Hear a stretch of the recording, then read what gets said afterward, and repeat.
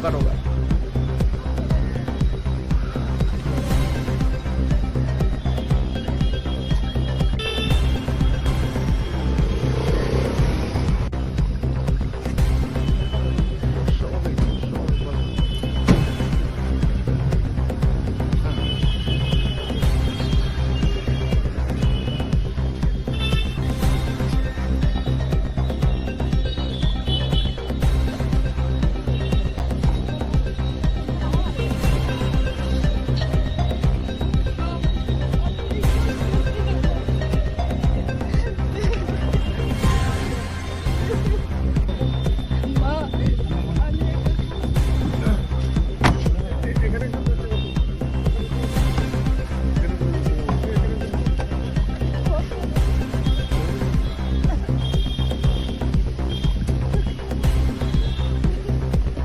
Light is very low.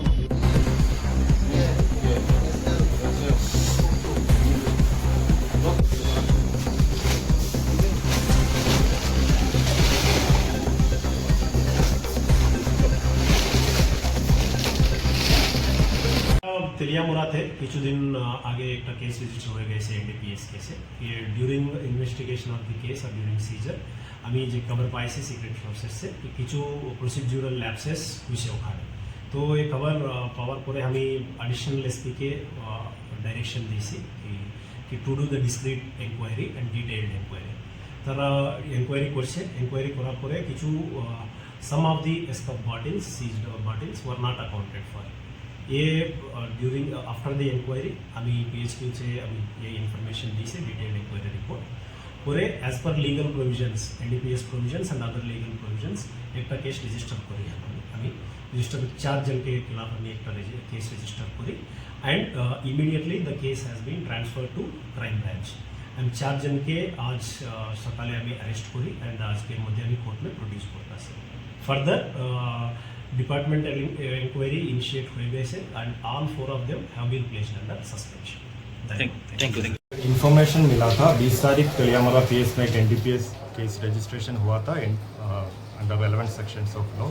इसी में हमारा एसपी खोवाई डिस्ट्रिक्ट को एक इन्फॉर्मेशन मिला था। इसी में कुछ माल प्रैक्टिसेस और प्रोसीजरल लैप्सेस के इसका अनुसार एसपी सर ने एक डिस्क्रीट इंक्वायरी ऑर्डर किया हुआ है।